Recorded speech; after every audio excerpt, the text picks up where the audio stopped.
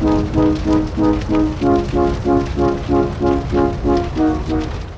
YouTube, Sandre here, and welcome to the first video in a series where I take on some classical ideas and claims by transhumanists. Transhumanism consists of a movement of people who think that technology, whether it's mechanical or genetic, or maybe some other field, is going to make people essentially evolve out of their biological evolution.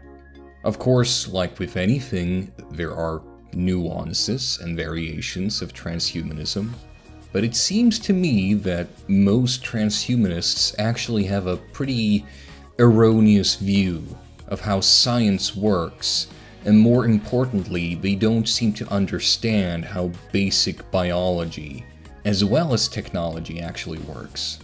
Many even seem to disregard basic physical laws, which will become apparent later on in this series.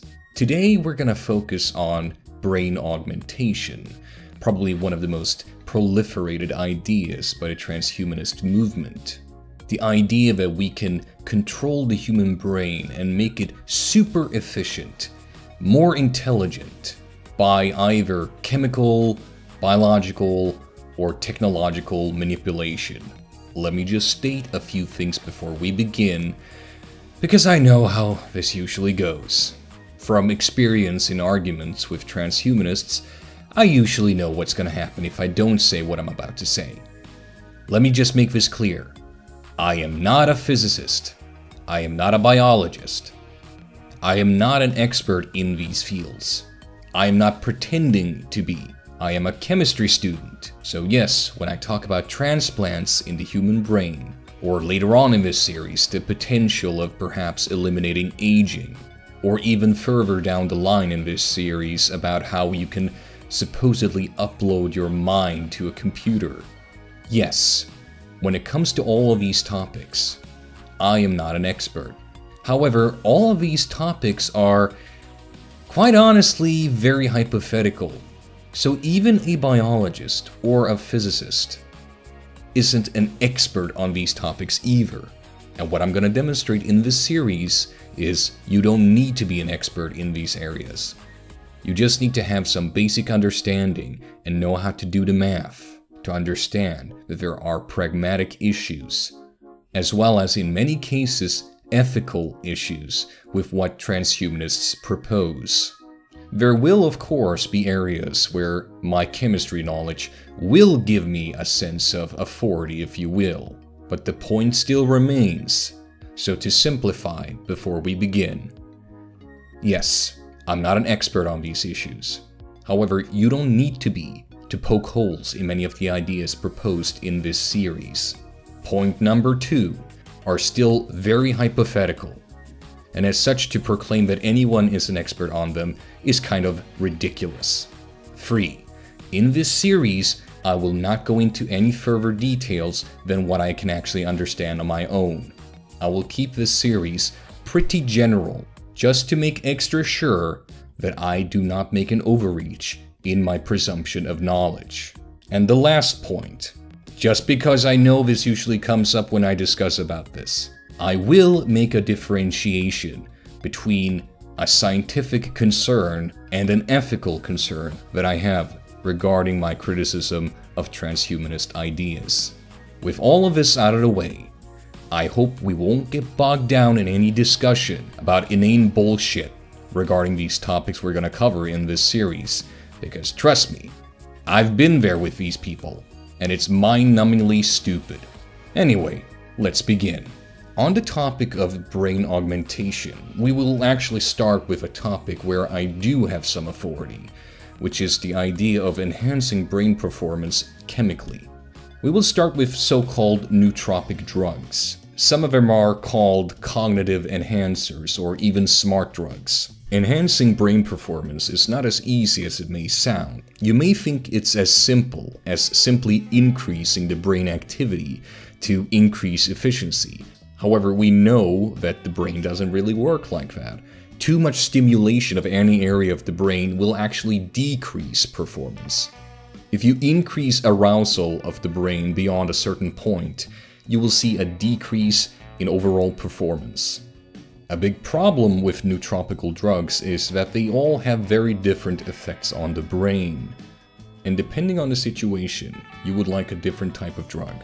Making a chemical that is one size fits all is another concern because not everyone responds the same to different chemicals. In fact, a lot of the classical stimulants you may have heard of, such as amphetamine or methylphenidate, actually don't have the effect you may think. A lot of college kids pop these bad boys because they think they will be able to perform at a higher level, and to a certain degree this may be true. The thing is though, we know from previous studies that a lot of this is just a placebo effect. People who think they are taking methylphenidate or amphetamine tend to perform almost just as well as people who take the actual amphetamine or methylphenidate. You see, a lot of these stimulants actually don't make you perform better than you normally would. All certain substances like amphetamines and methylphenidate does for a neurotypical person is that it gives you a slightly higher stamina mentally. It also makes you feel less tired, so you can stay up longer perhaps and study. In other words, if you took that time to study, even without the amphetamine or methylphenidate in your body, you would probably perform just as well. The effect, in other words, is very slight. The reason that amphetamine and methylphenidate is even prescribed in the first place is to people who have certain diagnoses, such as ADHD, ADD, and Asperger's syndrome. These people's neurochemistry is inherently different, hence their brain actually responds differently than yours when it comes to chemicals such as amphetamine. A true nootropic effect may actually be detected in these individuals, but for your average neurotypical person, probably not. Amphetamine has also been given to pilots in the US Air Force, for instance, to keep them awake longer. Now, amphetamine will definitely keep you awake longer, but unless you actually have ADHD, ADD, or Asperger's syndrome, there is no research to show that you will actually focus better with amphetamine alone. I'm sorry kids, but if you want to do well in school, you're gonna have to fucking study, and not just rely on drugs. A problem with a lot of these stimulants, such as amphetamine, is also jitteriness, which is of course not a good thing when you have a pilot.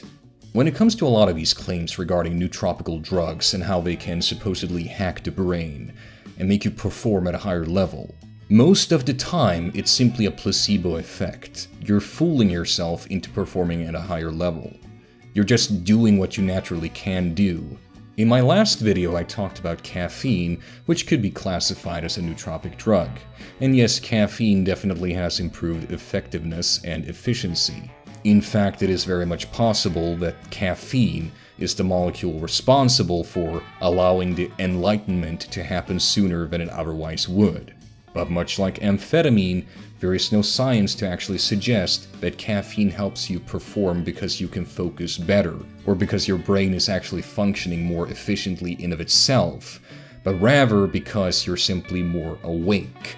You're simply more of your natural self than you otherwise are. And overconsumption of a lot of these nootropical drugs will actually, like I mentioned before, have a detrimental effect, as over-arousal will also decrease efficiency.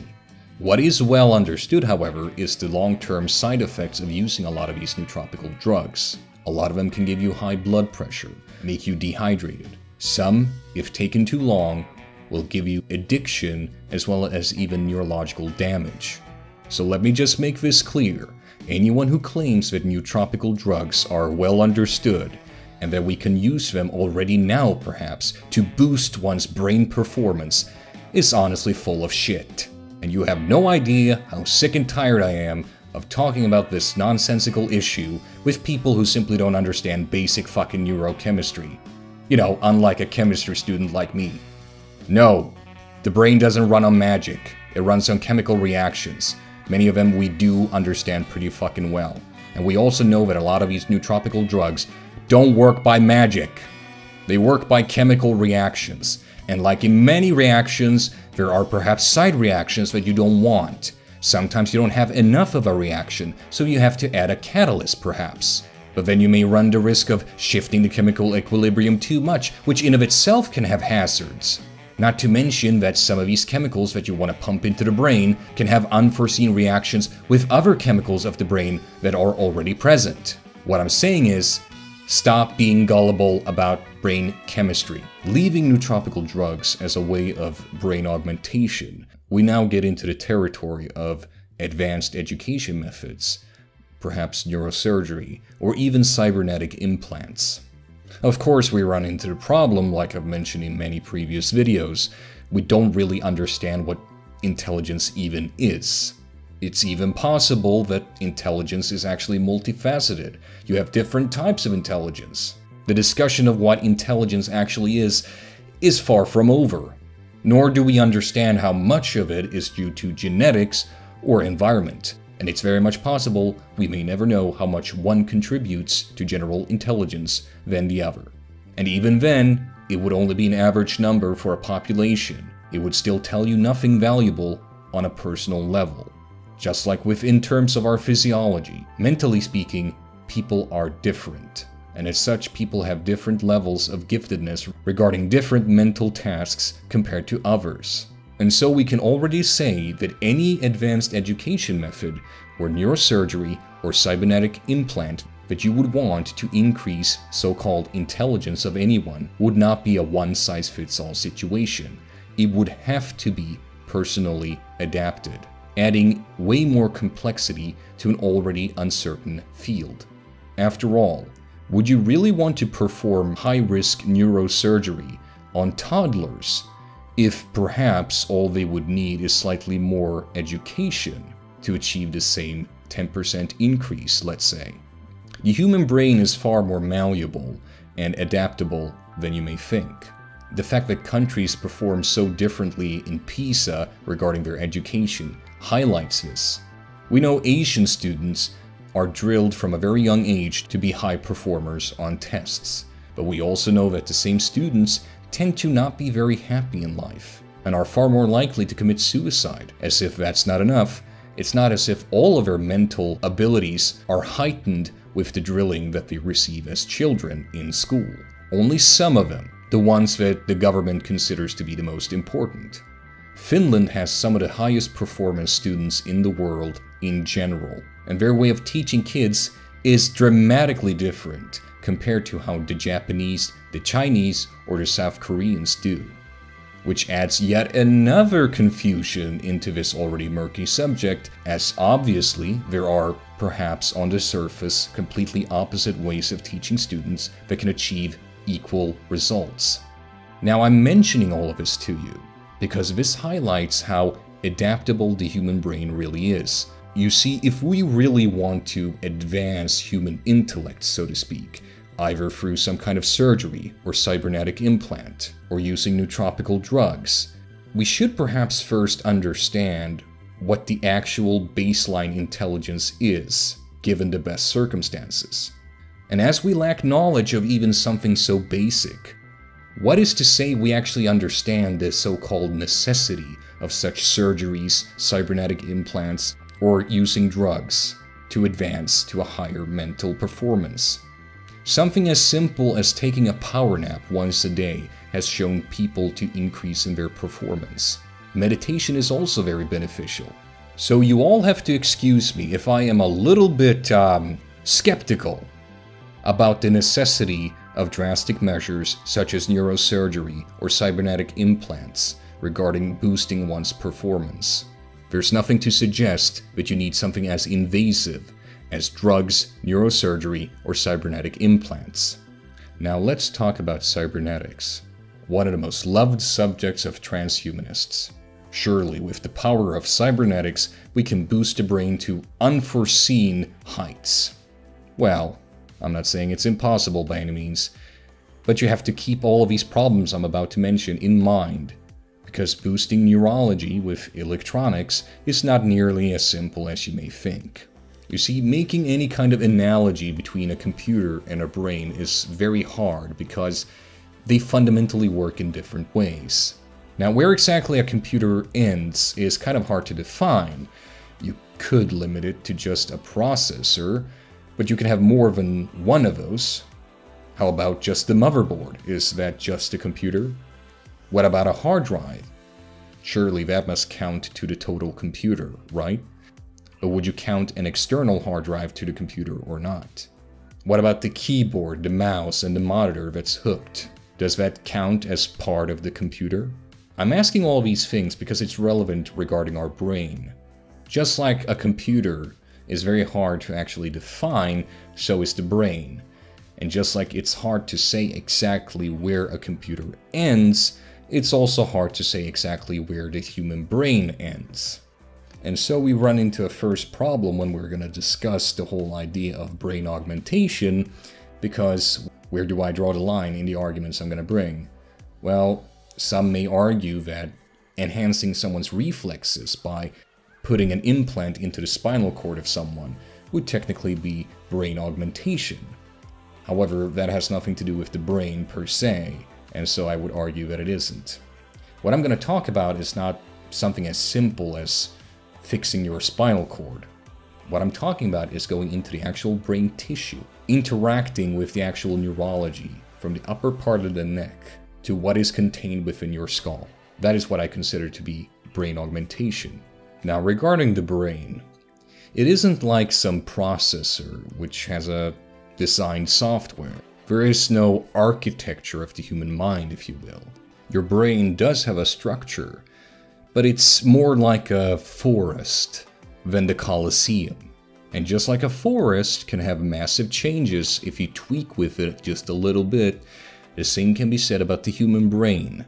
So any early attempt at augmentation would have to avoid messing with the basics of how the brain operates.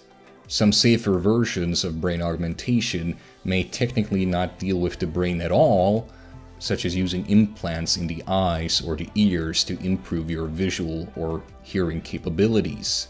We know from previous experiments that this is actually possible and it can be safely done. But what if you actually want to mess around with the neurology of the brain? What if you actually want to implant cybernetics into the brain itself? And just for the sake of argument, let's say that you want to go deep. Let's say that we actually somehow manage to implant something deep into the brain and somehow avoid any kind of permanent side effect from this.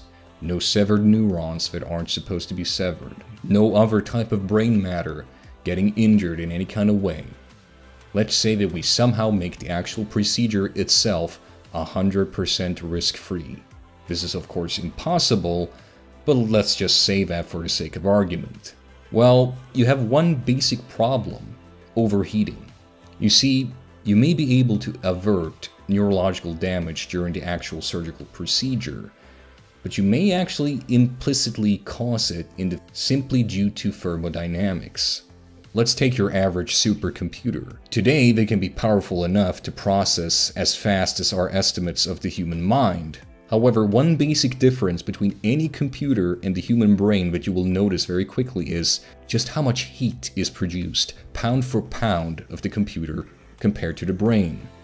A computer, unlike a human brain, needs a lot of power, and every watt that they use has to emit heat.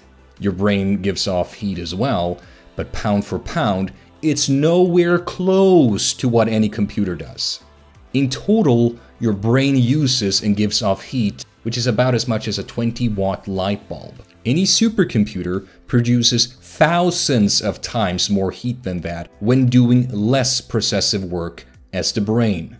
Yes, pound for pound, the human brain is vastly superior than any supercomputer even. Because pound for pound, you get way more processing power out of a human brain for a lot smaller energy input, and a lot less heat is produced. What this means is that any electronics that you surgically implant into the human brain will produce heat that is over proportional to the tissue around it. So even in 100 years, if you were to come up with a supercomputer that was very small and could actually fit within the human skull, the number one issue that you would run into because of basic thermodynamics is heat building up.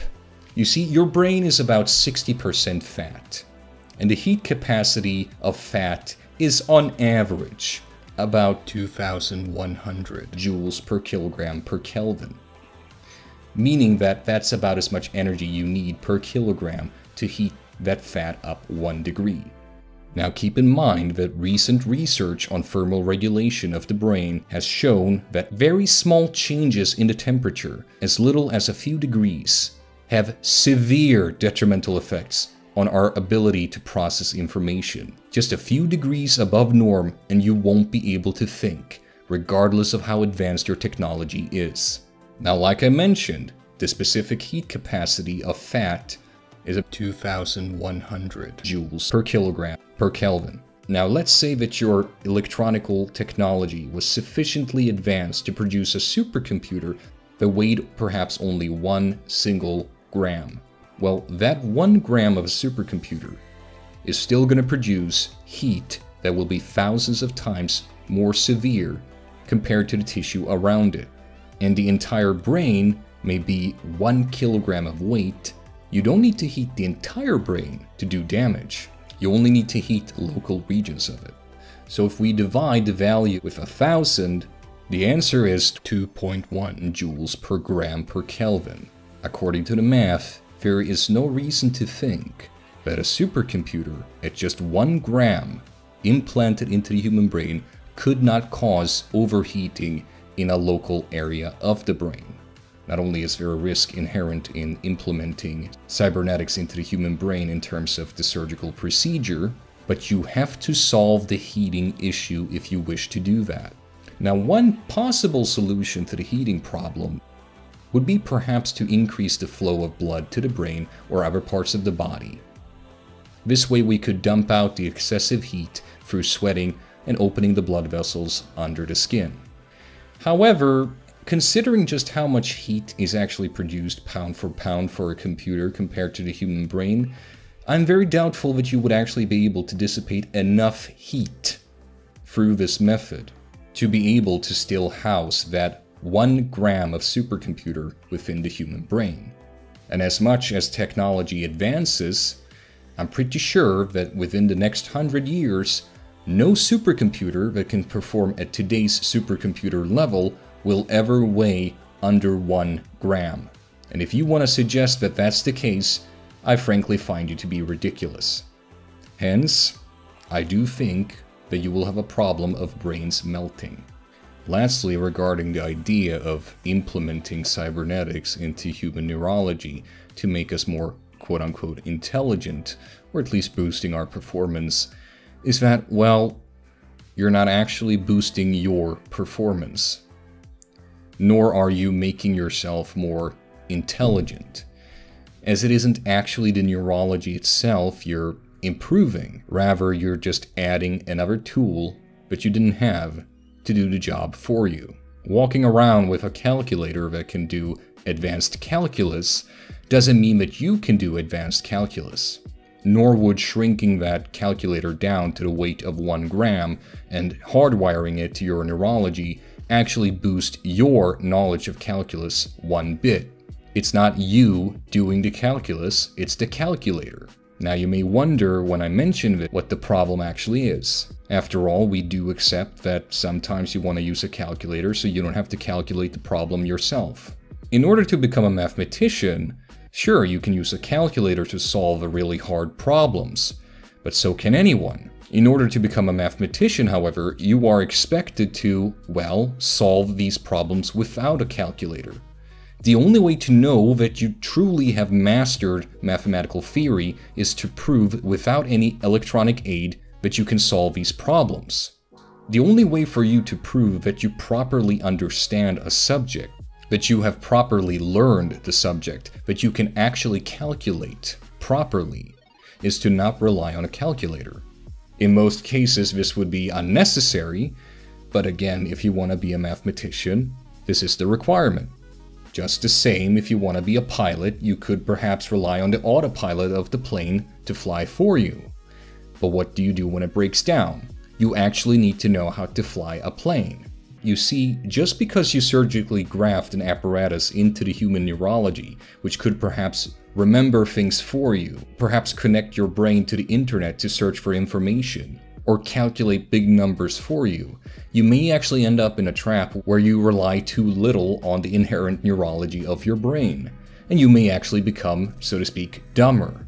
Sure, you could perhaps travel to Japan, not knowing a word of Japanese, and use an electronic translator to translate in real time for you what you are saying from English to Japanese and what other people are saying from Japanese to English. This would be a viable way of getting by. But don't expect to be able to have any deeper discussions, because people would probably get sick of talking to a translator instead of you directly. Besides, the point stands. The translator knows how to speak Japanese. You don't. You may be able to emulate, to a certain degree, knowledge or skills using technology, but you don't actually know it, nor are you fluent in it, which would not only lead to a situation of intellectual laziness, but might actually be hazardous. We may have self-driving cars in the not-too-distant future, but you can bet your ass that you will probably still have to take a driver's license, because what if the electronics fail and you actually have to drive? The point I'm making is this. Even if we were to get around the neurological damage issue from surgical procedures, even if we were to completely solve the problem of basic thermodynamics, of having electronics in tissue enclosed within the cranium, we still have the basic problem of you not actually improving yourself at all. You have simply become dependent on an aid. In other words, as much as the transhumanists talk about boosting intelligence using technology, it is anything but. You are not boosting intelligence. You're just circumventing the need of it to a certain degree to instead rely on technology to do the mental task for you. Now, don't get me wrong, if you were to solve the two previously mentioned problems and actually get this to work, there are definitely benefits of it. After all, a soldier on the battlefield may have to do some quick mathematical calculations on the spot, and so any kind of brain augmentation regarding that would be very useful. But it simply wouldn't be useful in your everyday life. Besides, anyone can carry around a calculator to solve any kind of mathematical problem without the risk of neurological damage and overheating, by simply having something called pockets on your pants instead of surgically grafting a foreign object into your brain that may actually, during the process of the surgical grafting, give you brain damage as well as overheat your brain. Besides, it's almost as if a lot of these transhumanists haven't actually read a lot of dystopian science fiction, because brain implants would probably be one of the most efficient ways of any dystopian government to control its population. Yes, not only do we have neurological, thermodynamical, and pragmatic issues with the idea of cybernetics within the human brain, we also have political ones. We already know that it's possible to quote-unquote read what people are thinking or dreaming outside of the human skull. Of course, this technology is very primitive, but we already see some results, which is honestly kind of scary. Can you imagine the information you would get from people from within the human skull? To honestly believe that a government wouldn't take advantage of the fact that people implement cybernetics into their neurology is frankly naive.